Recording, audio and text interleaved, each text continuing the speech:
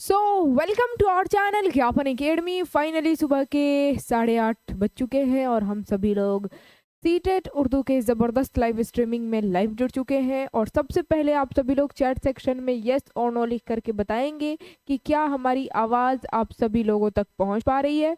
Everything is clear now और not, tell me the chat section.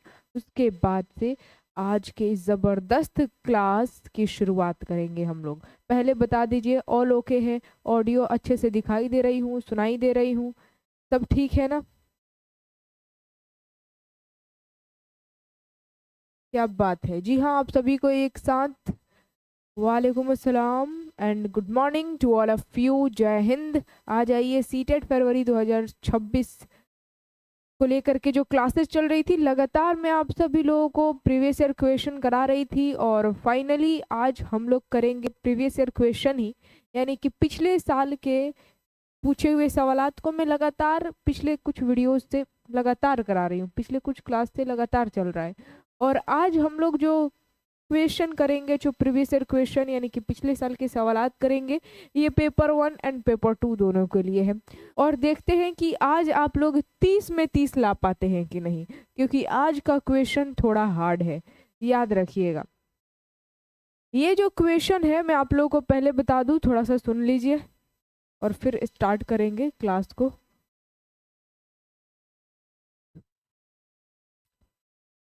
ये जो objective questions आज हम लोग करने वाले हैं, यानी कि मारूजी सवालात, पेपर 1 एंड पेपर 2 दोनों के लिए तो है, लेकिन कौन से ईयर का है? तो ये जनवरी 2024 में जो एग्ज़ाम हुआ था उसका क्वेश्चन पेपर में लेकर के आई हूँ। पेपर 2 का होने वाला है ये पेपर 2, लेकिन पेपर 1 एंड पेपर 2 दोनों एस्पिरेंट के लिए काफ़ी इम्पोर्टेंट है। पता है क्यों? क्योंकि पेडागोजी के सवालात जो होते हैं पेपर 1 और पेपर 2 दोनों में एकदम सेम होते हैं, टॉपिक वही रहता है। तो सबसे पहले आप लोग बता दीजिए ऑल ओके है कि नहीं। मुझे लगता है वीडियो रुक गया है। क्या वीडियो रुक गया है क्या? एक बार चैट सेक्शन में लिख करके बताइए तो। वीडियो रुक गया है?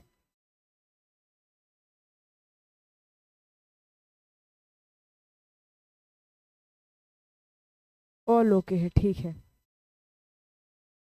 ठीक ठीक ठीक, नहीं रुका है, वेरी गुड। तो पेपर 2 का ये क्वेश्चन पेपर है जनवरी 2024 का, लैंग्वेज 1, लेकिन पेपर 1 एंड पेपर 2 दोनों के लिए है। एकदम ज़बरदस्त सवाल है। मैं तो आज देखना चाहती हूँ कि आप लोग 30 में 30 सही कर पाते हैं कि नहीं, और बड़ा मुश्किल होगा 30 में 30 लाना, लेकिन सोच समझ करके आंसर बताइएगा और मुझे पूरा यकीन है कि आप एकदम ज़बरदस्त आंसर करेंगे। तो रेडी है आज की इस क्लास की शुरुआत हैशटैग बिस्मिल्लाह के साथ। एक बार चैट सेक्शन में लिख दीजिए और उसके बाद से चलिए स्टार्ट करते हैं बिना देर किए। वीडियो को लाइक ज़रूर कर दीजिएगा शेयर करके, या फिर पहले लाइक करके तब शेयर कीजिए, या फिर शेयर करके तब उसके बाद लाइक कीजिए, कोई दिक्कत नहीं है।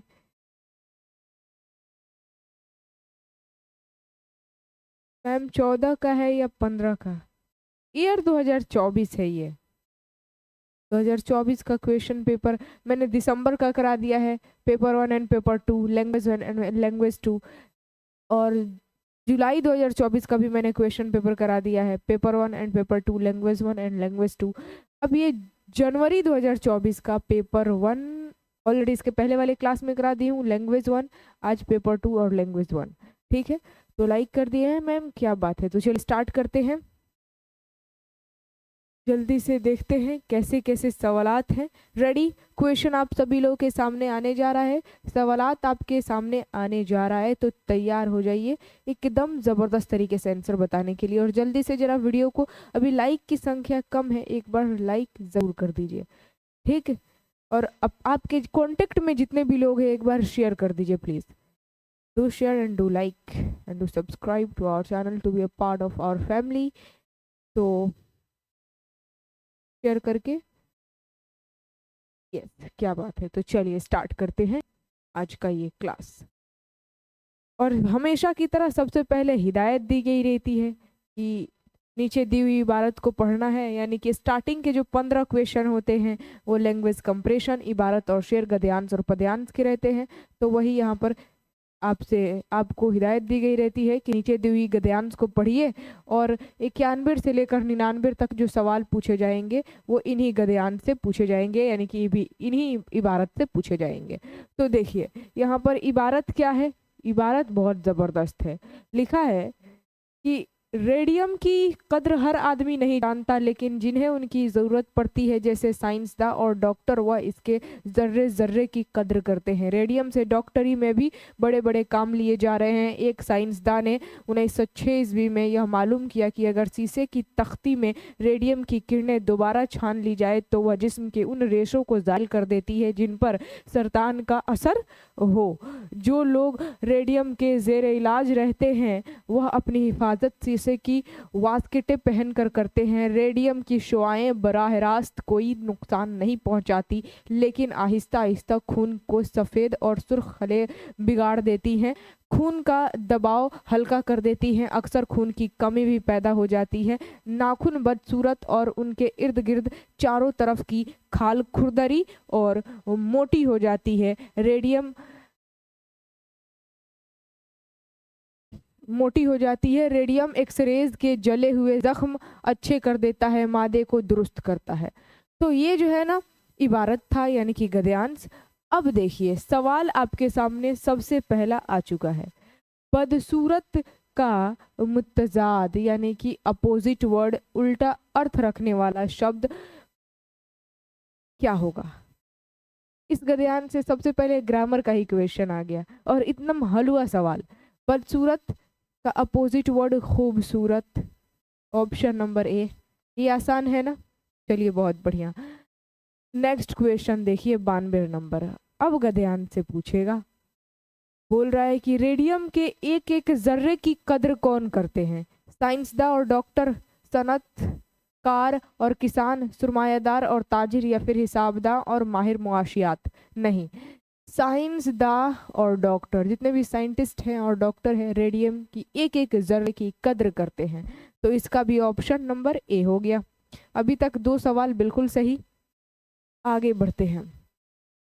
जो लोग रेडियम के ज़ेरे इलाज रहते हैं वो अपनी हिफाजत कैसे करते हैं। ए में वह शीशे की वास्कटें पहनकर अपनी हिफाजत करते हैं, मुंह पर मास्क को लगाकर, दवाइयाँ खाकर, रबड़ की वास्कटें पहनकर। तो कहा गया है कि जो लोग रेडियम के ज़ेरे इलाज रहते हैं वो अपनी हिफाजत कैसे करते हैं, तो शीशे की वास्कटें पहनकर अपनी हिफाजत करते हैं। तो इसका भी ऑप्शन नंबर ए। लगातार ऑप्शन ए क्यों सही हो रहे हैं, कोई बात नहीं, देखते हैं कब तक ए सही होगा। इसका तो ऑप्शन नंबर ए हो गया। अगला सवाल देखेंगे, क्वेश्चन नंबर 94 आपसे पूछ रहा है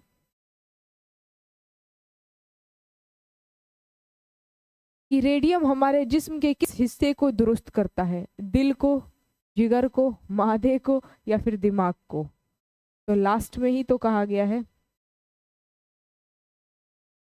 सबसे लास्ट वाला लाइन मैंने पढ़ा था। Yes, option number C, third will be the absolutely right answer. C हो गया बिल्कुल सही जवाब। शुआ की जमा क्या होगी। शुआ का मतलब होता है किरणें, तो शुआएं, अशाओं, या फिर अशआ, या फिर अशाइन। नहीं, शुआएं होती है यानी कि किरणें। तो इसका option number A, first option will be the absolute. ये ग्रामर का दूसरा सवाल है, कवायद का दूसरा सवाल। तो इसका ऑप्शन नंबर फर्स्ट हो गया बिल्कुल सही आंसर। अब आगे देखिए, नेक्स्ट है कि डॉक्टरी में किससे बड़े बड़े काम लिए जा रहे हैं। एल्युमिनियम से, कांसा से, रेडियम से, यूरेनियम से। रेडियम से, क्योंकि रेडियम की बात ही चली थी इबारत में। तो ऑप्शन नंबर इसका क्या हो जाएगा, third will be the absolutely correct option. डॉक्टरी में किससे बड़े बड़े काम लिए जा रहे हैं, तो रेडियम से। ये इबारत यानी कि गद्यांश में कहा गया है और गद्यांश से ही पढ़कर आंसर आपको बताना है। रेडियम की शुआओं से कहाँ की आसपास की खाल खुरदरी और मोटी हो जाती है। नाखून, आँख, कान या फिर हाथ। तो कहा गया है कि नाखून के आसपास की जो खाल है वो मोटी और खुरदरी हो जाती है। तो ऑप्शन नंबर इसका हो जाएगा ए। आसान था, वेरी गुड। नेक्स्ट क्वेश्चन है, रेडियम की शुआएं इंसान पर कैसे असरअंदाज होती हैं? खून के दबाव को बढ़ा देती हैं, उनके जिस्म की खाल को बिगाड़ देती हैं, उनके दिमाग पर गहरा असर डालती है, आहिस्ता आहिस्ता खून के सफ़ेद और सुर्ख खले बिगाड़ देती हैं। बिल्कुल ऑप्शन नंबर फोर्थ हो जाएगा बिल्कुल सही जवाब, क्योंकि इबारत में मैंने पढ़ा था ये जो रेडियम है ये आहिस्ता आहिस्ता, रेडियम की शुआएं यानी कि किरणें जो है इंसान पर असर करती हैं। कैसे? तो आहिस्ता आहिस्ता खून के सफ़ेद और सुर्ख खले बिगाड़ देती हैं। तो ऑप्शन नंबर फोर्थ हो गया बिल्कुल सही आंसर। और 99 नंबर सवाल देखिए, ये इस इबारत से लास्ट क्वेश्चन है, उसके बाद से अशआर से क्वेश्चन आएगा।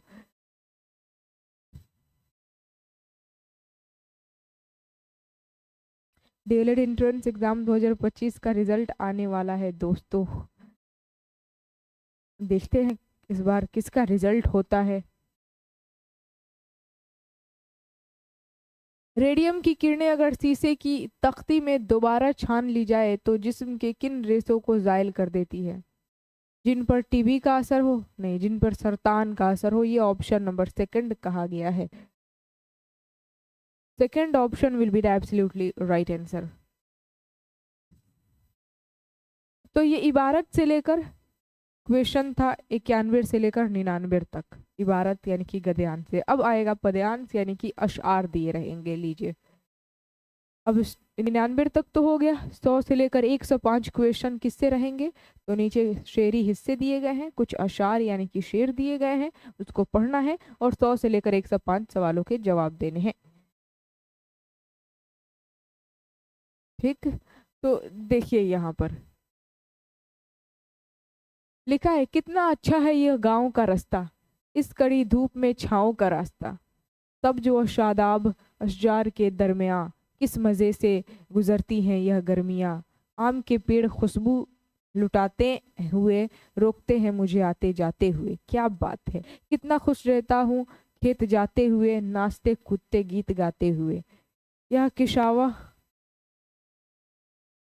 यह किशादा ज़मीन, यह खुला आसमां, शहर के दोस्तों को मयस्सर कहाँ। ज़बरदस्त, ये जो शेरी हिस्सा दिया गया है यानी कि अशार दिए गए हैं, बहुत बढ़िया है। और इसको पढ़ करके आपको जवाब बताना है। क्या ज़बरदस्त ये अशार है। कितना अच्छा है यह गांव का रास्ता, इस कड़ी धूप में छाँव का रास्ता, सब्ज व शादाब अशजार के दरमियाँ, किस मज़े से गुजरती हैं ये गर्मियाँ, आम के पेड़ खुशबू लुटाते हुए रोकते हैं मुझे आते जाते हुए, किना कितना खुश रहता हूँ खेत जाते हुए, नाचते कूदते गीत गाते हुए। यह किशादा ज़मीन, यह खुला आसमां, शहर के दोस्तों को मयस्सर कहाँ। शहर के लोगों को कहाँ मयस्सर नहीं। तो देखिए सवाल है यहाँ पर, अब सवाल आपके स्क्रीन के ऊपर है।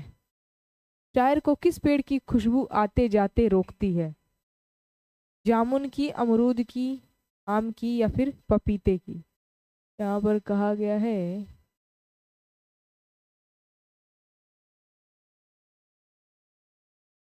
कौन से पेड़ की खुशबू उन्हें रोकती है?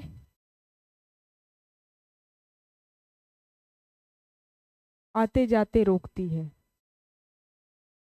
तो कितना खुश रहता हूँ खेत जाते हुए, हाँ, पेड़ खुशबू लुटाते हैं, रोकते हैं मुझे आते जाते। आम के पेड़, आम के पेड़ खुशबू लुटाते हुए। तो यहाँ पर हो जाएगा option number C. Very good, बिल्कुल सही आप लोग बता रहे हैं, सी हो गया बिल्कुल, थर्ड वाला। आम के पेड़ की खुशबू जो है ना उन्हें आते जाते रोक लेती है। C perfect. मैंगो मैंगो का इमेज भी बना रहे हैं आप लोग। आम वैसे बहुत जबरदस्त फल, आम। अब देखिए यहाँ पर 101 नंबर सवाल, कि शायर के नज़दीक यक कशादा ज़मीन और शायर के नज़दीक कशादा ज़मीन और खुला आसमान किनको मयसर नहीं है? तो वो कह रहे हैं कि शहर के लोगों को, हमारे जितने भी शहर के दोस्त हैं उनको कहाँ मयसर है? गांव की ज़मीन अगर देखा जाए तो खुला आसमां, कशादा ज़मीन। ऑप्शन नंबर ए बहुत आसान। ये इबारत और अशार से तो सारे क्वेश्चन आसान ही लगते हैं। 1 से 2 नंबर देखिए। शायर के नज़दीक गांव के सब्ज व शादाब अशजार के दरमियान मज़े से क्या गुजरती है? छुट्टियां, गर्मियां, सर्दियां या फिर दूरियां?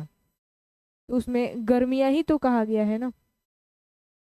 शायर बोले हैं कि गर्मियां जो है वो सब्ज व शादाब अशजार के दरमियान से होकर मज़े से गुजरती हैं गर्मियां।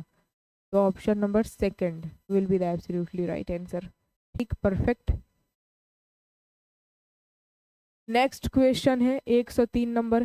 कितना खुश रहता हूँ डॉट डॉट जाते हुए। कहाँ जाते हुए?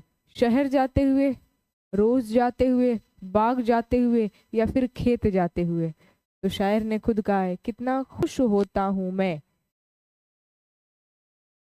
खेत जाते हुए। खेत, खेत जाते हुए। नाचते गाते कूदते जा रहे हैं। तो option number D will be the absolutely right answer. 104 number सवाल। धूप का मुतजाद क्या होगा, यानी कि अपोजिट वर्ड। ग्रामर से ये तीसरा सवाल है। कभी कभी 3 पूछता है, कभी कभी 4 पूछता है, लेकिन ग्रामर से 3-4 क्वेश्चन रहते ही रहते हैं। धूप का मुतजाद क्या होगा?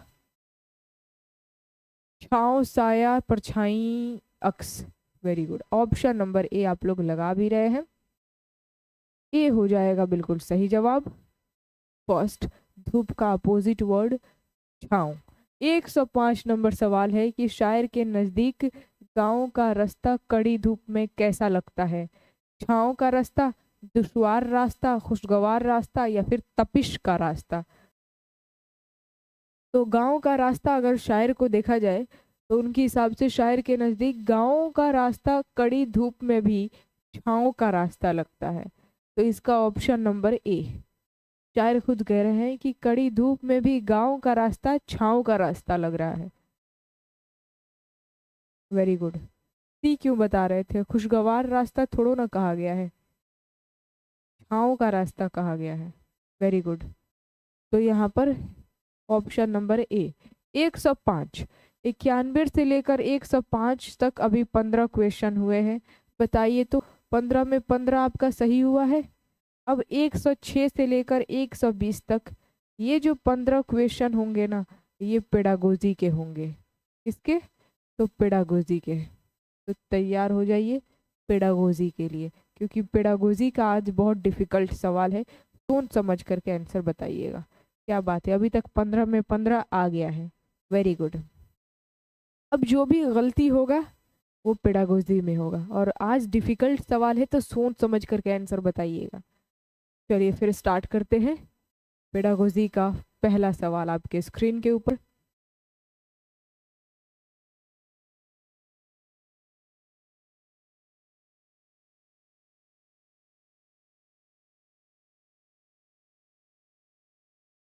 एक सौ 6 नंबर सबसे पहला प्रश्न, सबसे पहला सवाल पेडागोजी का आ चुका है, और सोच समझ करके बताइएगा।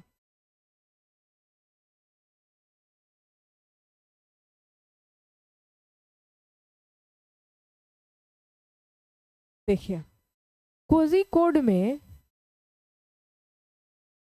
एक मखसूस बिरादरी और एक मखसूस बिरादरी मलयालम बोलती है, जो कि उस जगह बोले जाने वाले मलयालम से ज़रा मुख्तलिफ है।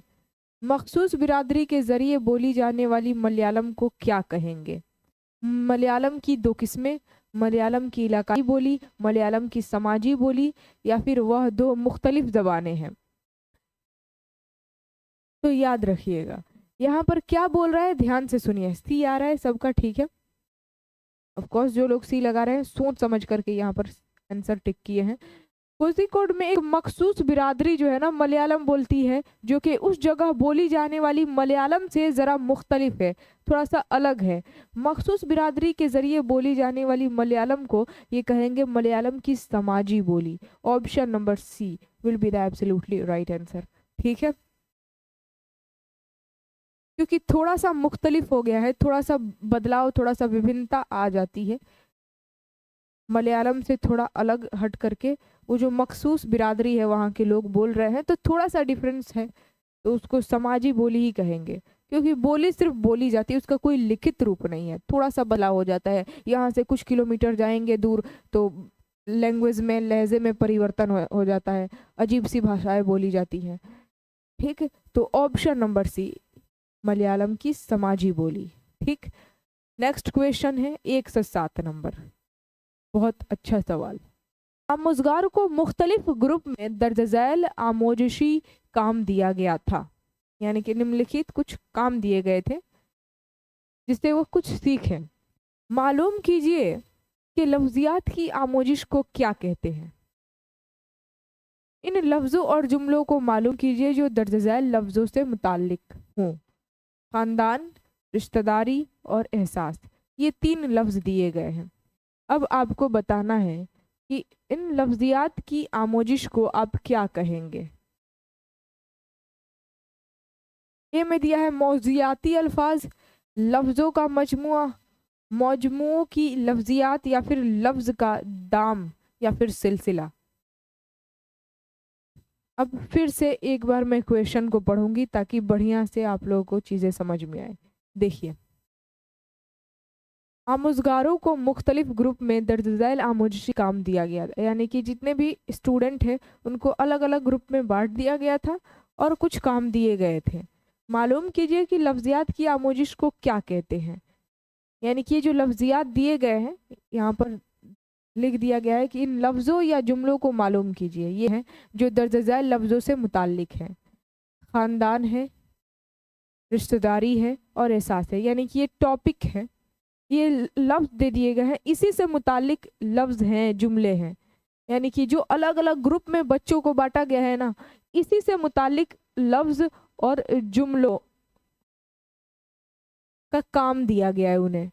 ठीक है, इसका मतलब ये क्या है, ख़ानदान हो गया, रिश्तेदारी हो गया, एहसास हो गया, ये एक मौजू के तौर पर दिए गए हैं जिससे रिलेटेड बच्चे क्या कर रहे हैं, लफ्ज़ और जुमले बना करके लिख रहे हैं। यानी कि ये क्या हो जाएगा, मौजूआती अल्फाज। एक मौजू दे दिया गया है, मान लीजिए बच्चों को ख़ानदान, तो इससे रिलेटेड बच्चों को लफ्जियाती यानी कि लफ्ज़ और जुमले के काम दे दिए गए हैं, कुछ लफ्ज़ हैं कुछ जुमले हैं। तो ऑप्शन नंबर ए हो जाएगा, मौजूआती अल्फाज will be the absolutely right answer. ठीक, आगे बढ़ते हैं। नेक्स्ट क्वेश्चन, मैंने कहा था कि क्वेश्चन डिफ़िकल्ट है क्योंकि पेपर 2 का डिफ़िकल्ट ही पूछता है, और अगर पेपर 1 वाले जो हैं वो पेपर 2 के सवालात को सही कर पा रहे हैं ना 30 में 30, तो मैं पूरे विश्वास के साथ कहती हूँ, गारंटी लिख करके देती हूँ कि उनको पेपर 1 में जो है ना 30 में 30 लाने से कोई नहीं रोक सकता है। क्योंकि पेपर 1 वाले जब पेपर 2 के सवालात को बना लेंगे तो पेपर 1 का सवालात एकदम हलवा लगेगा। तो इसी वजह से मैं बोल रही हूँ पेपर 1 एंड पेपर 2 दोनों के लिए एकदम ज़बरदस्त है। देखिए यहाँ पर क्या पूछा जा रहा है, रोज़मर्रा की ज़बान जो हम आपस में बात करने के लिए इस्तेमाल करते हैं उसे क्या कहा जाता है, और रोज़मर्रा की ज़ुबान कहा जा रहा है। Of course option number second आप लोग लगा भी रहे हैं, क्या बात है, BICS यानी कि बुनियादी आपसी तरसील की महारत। रोज़मर्रा की ज़ुबान के ज़रिए हम क्या करते हैं, तरसील ही तो करते हैं। ठीक है, तो ऑप्शन नंबर बी हो गया बिल्कुल सही जवाब। रोज़मर्रा क्या बोल रहा है, रोज़मर्रा की ज़ुबान जो हम आपस में बात करने के लिए इस्तेमाल करते हैं उसे बुनियादी आपसी तरसील की महारत ही कहा जाता है। नेक्स्ट क्वेश्चन, एक उस्ताद स्थानवी सतह के बच्चे को मतन या फिर कहानी देता है, ठीक है, और उनसे कहता है कि मतन में मज़कूर ख्यालात व अफकार पर और मानी व मतालिब पर इंसाफ व इक़्तिदार के नुक्ते नज़र से बात करें। उस्ताद आमोज़गारों में किस चीज़ को फ़रोग़ देना चाहता है। ऑप्शंस देख लेते हैं। ऑप्शन ए भी है तनकीदी ख़ानदगी की महारत, तनकीदी तदरीसियात, तनकीदी ज़बान को फ़रोग़ देना, या फिर ज़बान की आला महारतें। तो क्वेश्चन एकदम सॉलिड पूछा गया है यहाँ पर, याद रखिएगा।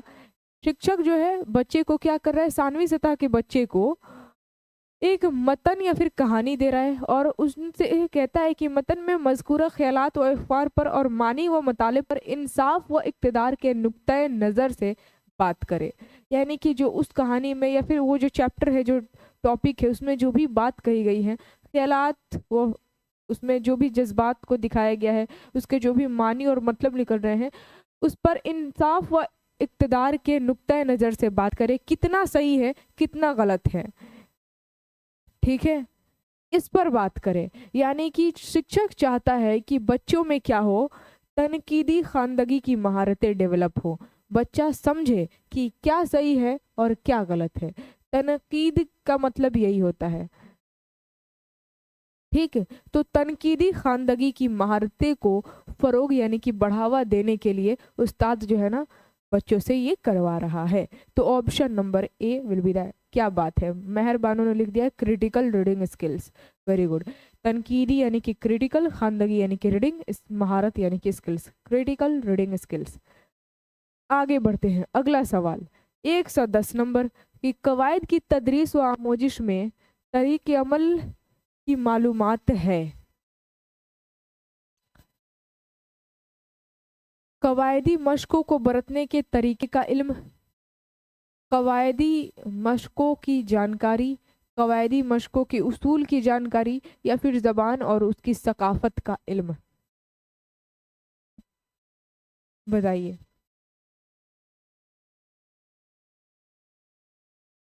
कवायद से रिलेटेड ही है, तो ऑप्शन नंबर डी नहीं होगा। सबसे पहले बोल रहा है कि कवायद की तदरीस व आमोजिश में तरीके अमल की मालूमात है। कवायदी मशकों को बरतने के तरीके का इल्म, कवायदी मशकों की जानकारी तो नहीं होगा। उसूल, कवायदी मशकों को बरतने के तरीके का इल्म, ऑप्शन नंबर ए हो जाएगा इसका।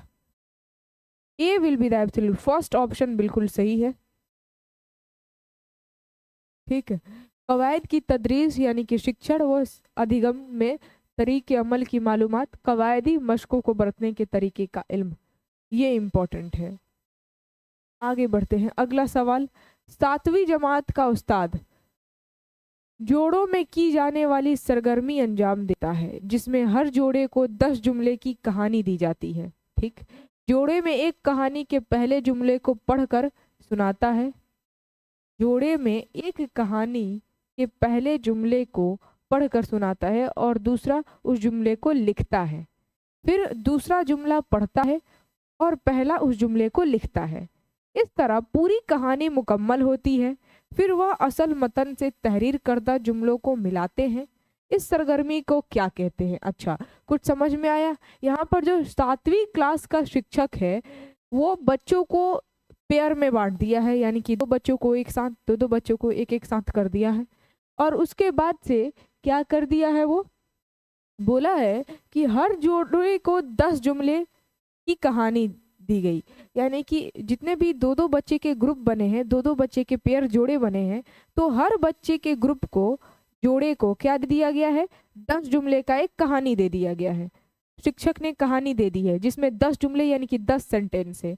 जोड़े में एक कहानी के पहले जुमले को पढ़ता है, यानी कि जो 2 बच्चों के जोड़े हैं उसमें से एक बच्चा वो 10 जुमले वाला कहानी है ना, उसमें पहले जुमले को पढ़ता है और दूसरा बच्चा उसी को लिखता है। फिर जो दूसरा वाला बच्चा है वो दूसरे वाले जुमले को पढ़ता है, तो ये पहला वाला बच्चा उसको लिखता है। फिर ये पहला बच्चा तीसरे वाले जुमले को पढ़ता है तो दूसरा वाला बच्चा उसको लिखता है। फिर दूसरे वाला बच्चा चौथे जुमले को पढ़ता है तो पहला वाला बच्चा लिखता है। तो इस तरीके से फिर लास्ट में क्या किया जाता है, इस तरह पूरी कहानी मुकम्मल हो जाती है, यानी कि टोटल 10 जुमले का जो कहानी है वो ख़त्म हो जाती है। फिर वह असल मतन यानी कि जो रियल कहानी है तहरीर करदा जुमलों को मिलाते हैं कि बच्चे जो, एक बच्चा पढ़ा है दूसरा बच्चा लिखा है, फिर दूसरा बच्चा पढ़ा है और पहला बच्चा लिखा है, तो वो सही लिखे हैं कि नहीं, असल जो कहानी है उससे मिलाते हैं कि सही है कि नहीं। तो इस सरगर्मी, इस गतिविधि को आप क्या कहेंगे, बताइए। ऑप्शन ए में दिया है मिलजुल कर लिखना, मिलजुल कर सुनना, जुमलों का इमला, या फिर मिलजुल कर इमला लिखना। बताइए क्या होगा।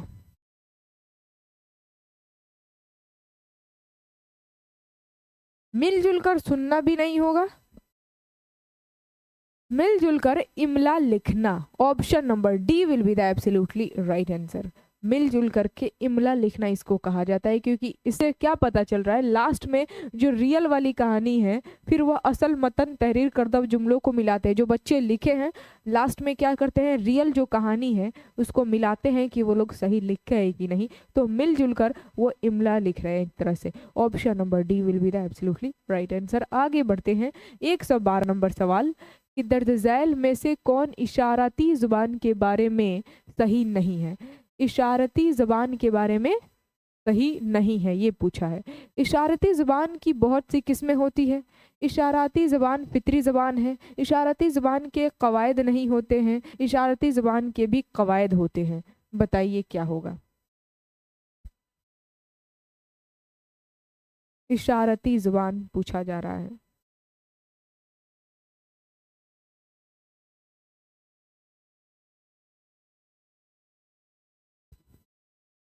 क्या लग रहा है आपको।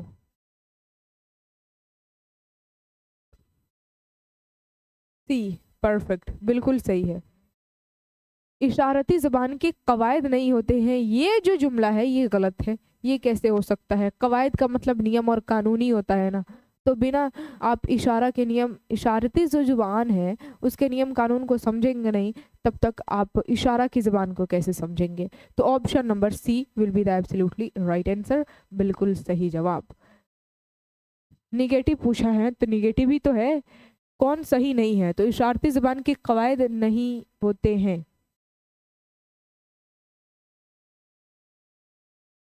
तो ठीक तो है ऑप्शन नंबर सी, इशारती ज़बान के कवायद होते हैं और यहाँ पर लिखा है नहीं होते हैं, इट मीन्स ये जुमला सही नहीं है।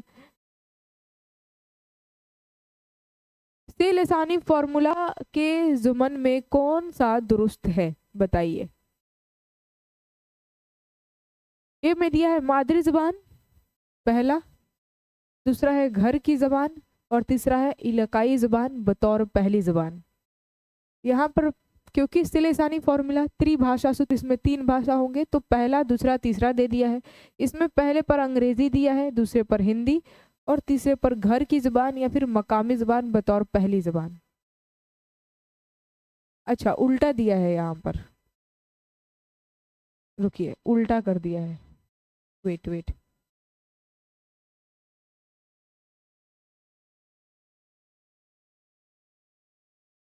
इसका ऑप्शन नंबर क्या, उल्टा तो नहीं किया है, 1 2 3 इसी तरह होना चाहिए।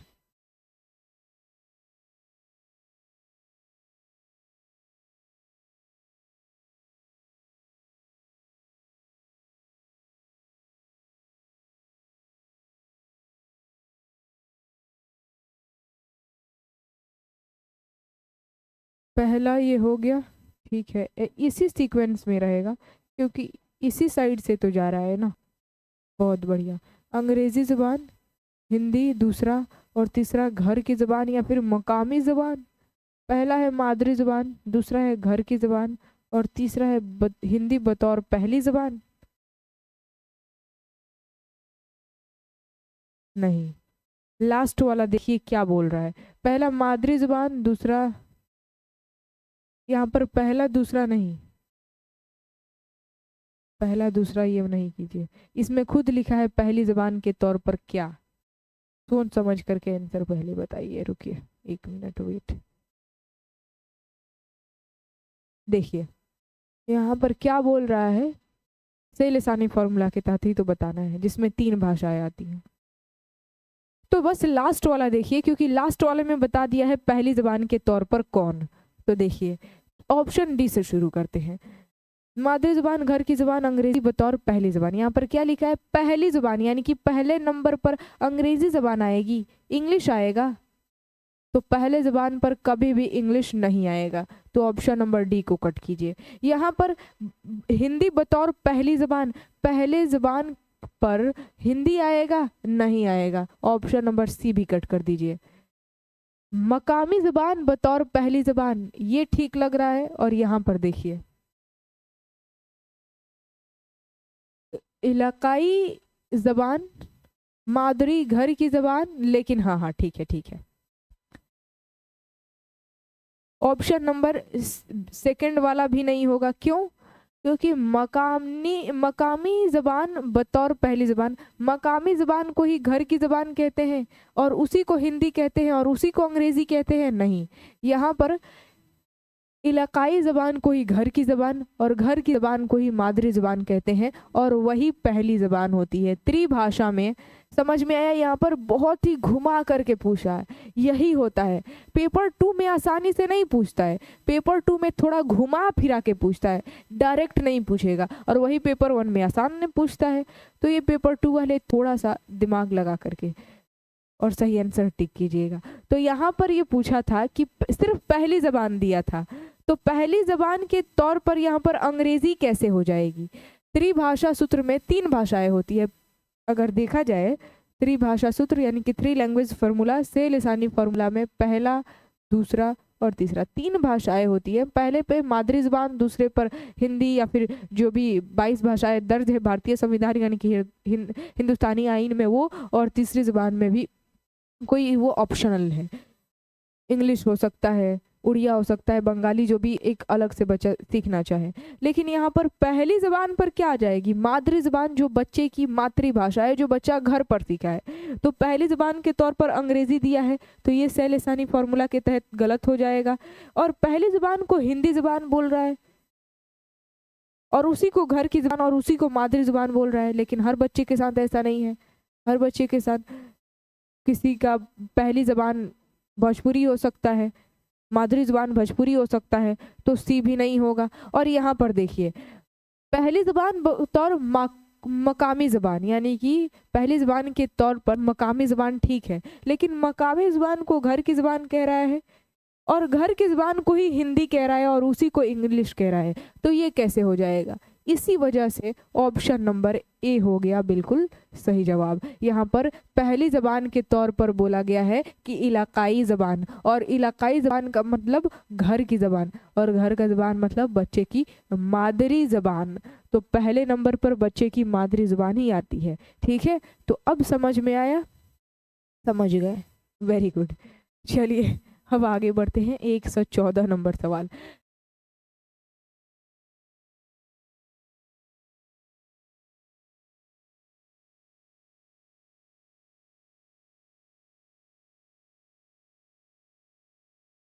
ये बहुत लंबा है, चलिए दिख रहा है ना? वो दिख रहा होगा।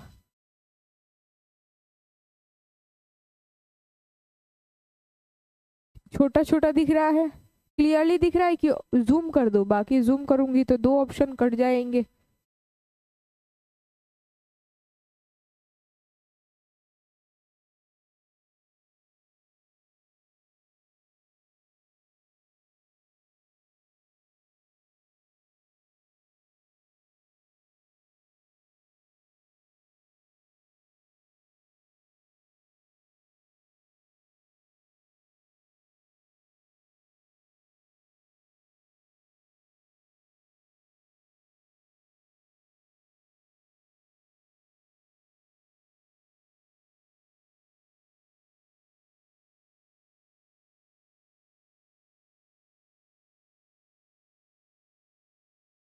ठीक है, चलिए तो फिर आंसर बताइए क्या होगा।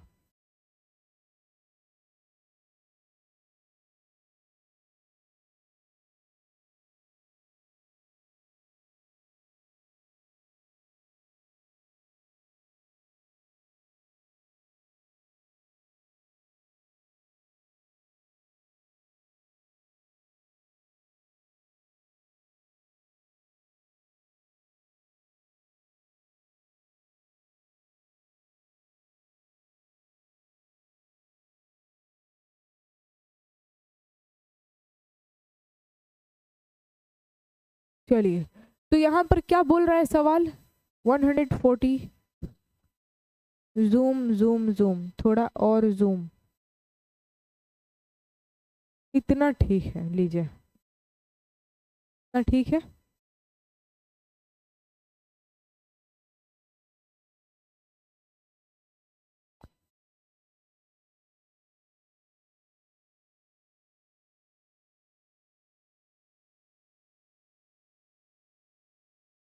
अब बताइए जल्दी से फटाफट इसका आंसर क्या होगा।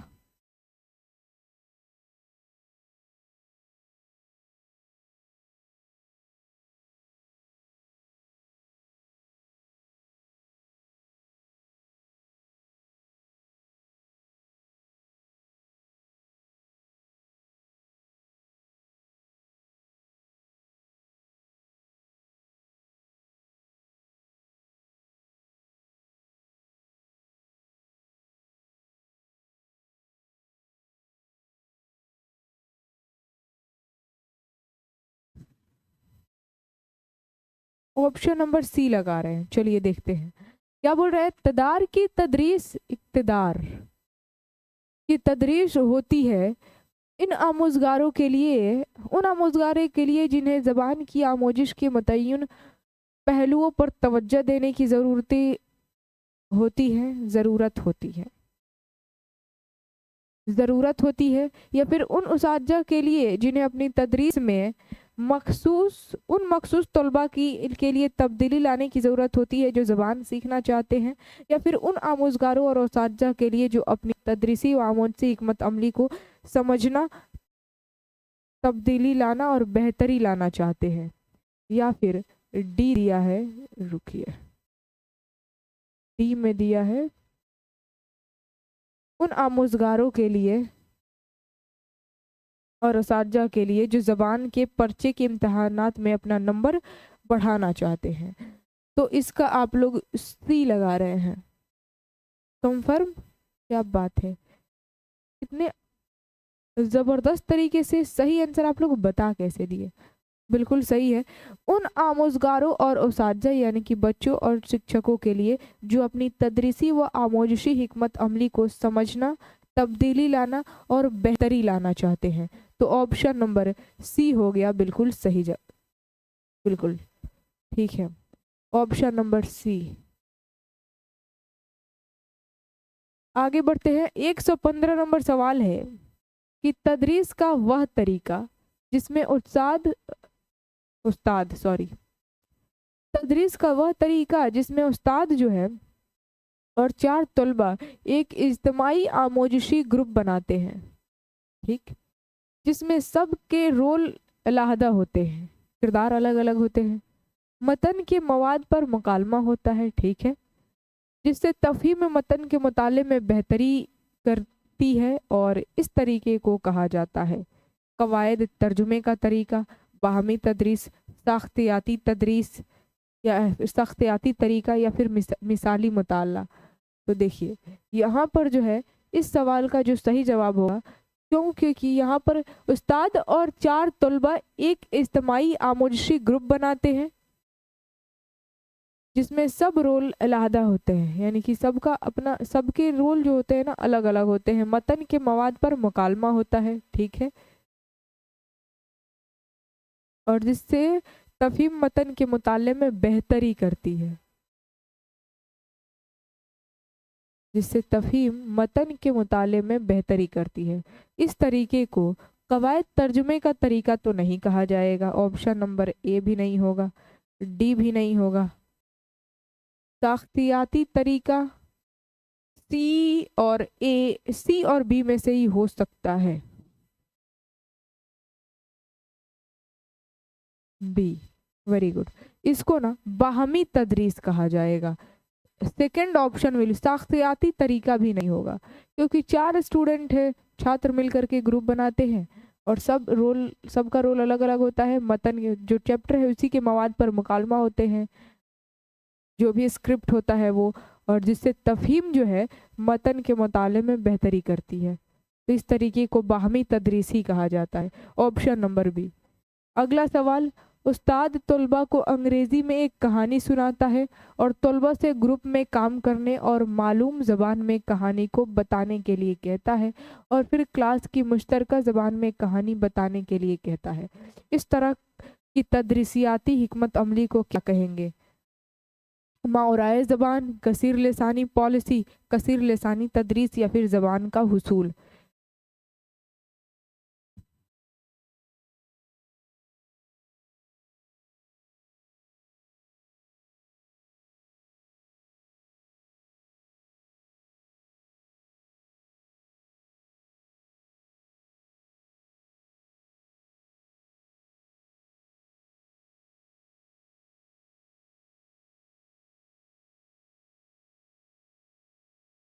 ये जहाँ तक अगर इसकी संभावना जा रही है, सी बिल्कुल सही जा रही है, क्योंकि उस्ताद तलबा को अंग्रेजी में एक कहानी सुनाता है और तलबा से ग्रुप में काम करने और मालूम जुबान में कहानी को बताने के लिए कहता है, यानी कि वो उनको जो ज़बान मालूम है उसी ज़बान में कहानी को बताने के लिए कहता है, और फिर क्लास की मुश्तरका ज़बान में कहानी बताने के लिए कहता है। तो इस तरह की तदरीसियाती हिकमत अमली को कसीर लिसानी तदरीस ही कहा जाता है। ऑप्शन नंबर सी ही होगा। ठीक,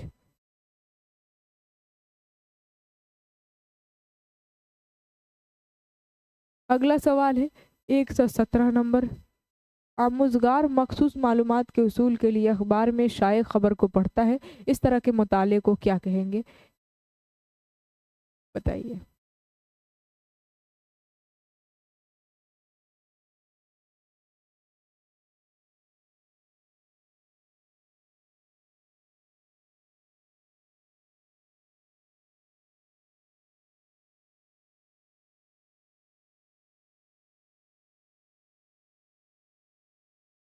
अखबार की बात कर रहा है ना,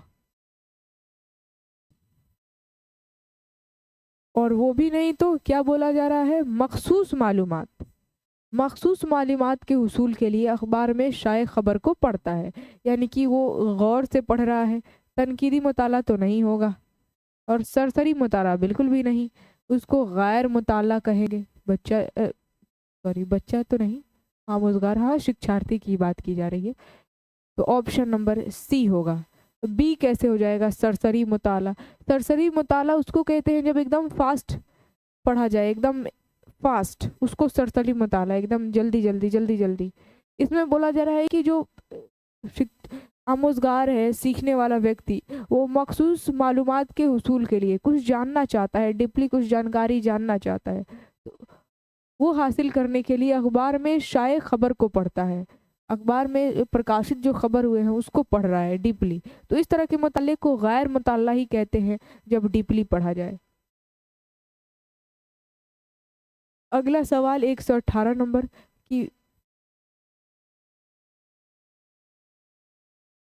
ठीक है, दिख रहा है?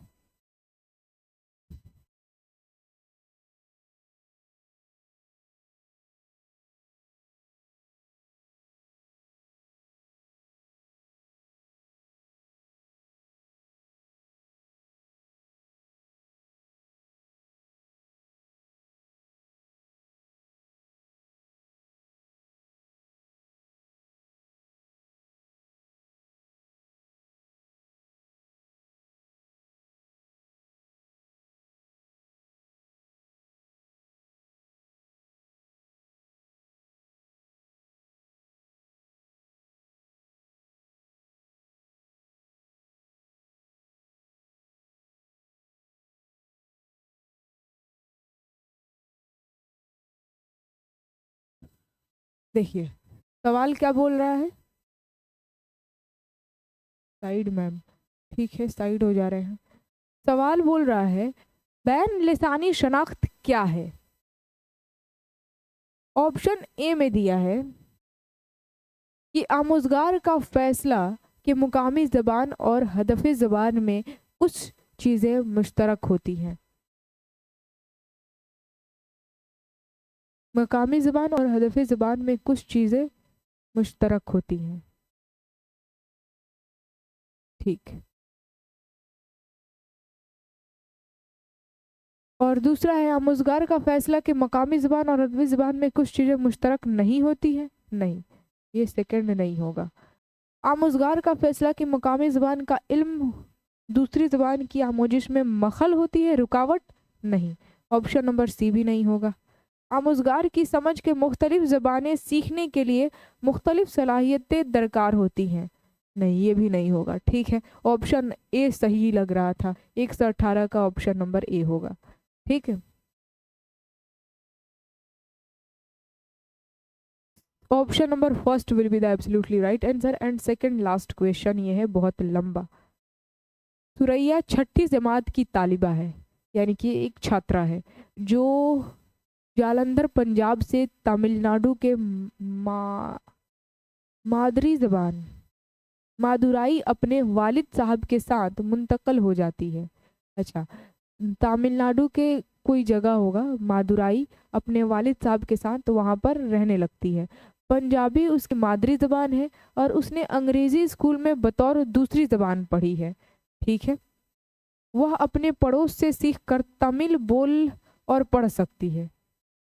हालांकि उसकी मादरी ज़बान क्या है? पंजाबी, और अंग्रेज़ी स्कूल से सीखी है दूसरी ज़बान के तौर पर। ठीक, और अपने पड़ोस से सीखकर वो तमिल बोल और पढ़ सकती है। जो ज़बानें अब वह जानती है उसके हवाले से कौन सा बयान दुरुस्त है? लीजिए, वो 3 ज़बानें अभी तक जानती है, पंजाबी, अंग्रेज़ी और तमिल। देखते हैं कौन कौन सा कथन दिया गया है यहाँ पर। लिखा गया है कि पंजाबी और तमिल का शुमार इक्तिसाबी ज़बान और अंग्रेज़ी का शुमार जो है आमोजिशी ज़बान में होगा। सेकंड में दिया है तमिल का शुमार इक्तिसाबी ज़बान और अंग्रेज़ी और पंजाबी का शुमार आमोजिशी ज़बान नहीं। पंजाबी जो है ना वो एक मादरी ज़बान है, तो ये आमोजिश अधिगम में नहीं आएगा, ये इक्तिसाब यानी कि अर्जन में आएगा। तो ऑप्शन नंबर सेकंड नहीं होगा।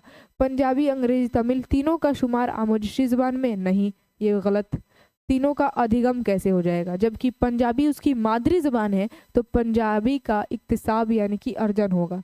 अंग्रेज़ी का शुमार इक्तिसाबी ज़बान में और पंजाबी और तमिल का शुमार आमोजिशी ज़बान में। लीजिए क्या होगा? आसानी से पता चल गया।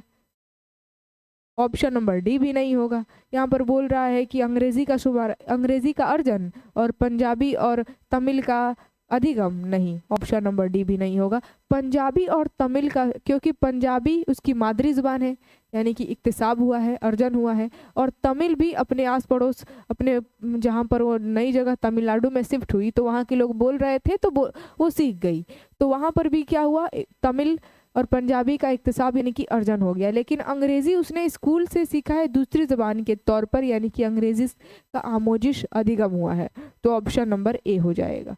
ठीक है, आगे बढ़ते हैं। अगला सवाल 120 नंबर, जो कि लास्ट सवाल है, और यहाँ पर बोला जा रहा है आपसे कि दर्ज झैल में से कौन तौसीई मुताले के मकसद में शामिल नहीं है? तहसीन के लिए पढ़ना, इर्तिशाह के लिए पढ़ना, कवायद की आमोजिश के लिए पढ़ना, लुत्फ अंदोज होने के लिए पढ़ना। ये 120 नंबर जो कि लास्ट सवाल आप कहेंगे। तो याद रखिएगा, तौसीई मुताले जो है ना वो कवायद की आमोजिश के लिए पढ़ा जाता है। सी विल बी, तौसीई मुताले का मकसद शामिल नहीं है, ये कवायद की आमोजिश के लिए पढ़ना, ये शामिल नहीं है पूछा था। बाकी तहसीन के लिए पढ़ना, इर्तिशाह के लिए पढ़ना, लुत्फ अंदोज होने के लिए पढ़ना, ये तो ठीक है, बट कवायद की आमोजिश के लिए पढ़ना, तौसीई मुताला, ये कैसे हो जाएगा? तो ऑप्शन नंबर सी, यही मकसद शामिल नहीं है तौसीई मुताले में। और फाइनली क्वेश्चन का यहाँ पर द एंड हो गया। आप बताइए आपका कितना गलत हुआ और कितना आपने सही किया। टोटल 30 क्वेश्चन, और क्योंकि पेपर 2 का था तो हार्ड लगेगा ही। पेपर 1 का आसान होता है, पेपर 2 का थोड़ा मुश्किल। तो आज के इस क्लास का पीडीएफ आपको ज्ञापन एकेडमी ऑफिशियल टेलीग्राम पर डाल दिया जाएगा। लाइक शेयर वगैरह ज़रूर कर देना है अपने परिवार में। जो लोग नए नए आए होंगे सब्सक्राइब ज़रूर कर लेंगे, क्योंकि लाइक की संख्या भी अभी कम है। जो लोग अभी तक लाइक नहीं किए हैं जल्दी से लाइक कर देंगे, और कमेंट बॉक्स में ज़रूर लिख करके बताइएगा कि आज का ये क्लास जो है ये कैसा रहा और आप 30 में कितना क्वेश्चन सही कर पाए हैं, ताकि परमानेंटली कमेंट बॉक्स में ये अंकित हो जाए कि आज के इस क्लास में आपने 30 में इतना सही किया है, और इससे बेहतर प्रदर्शन करेंगे इसके नेक्स्ट क्लास में। ठीक है, 30 में 29 एमडी नफीस का आया है, क्या बात है, ज़बरदस्त।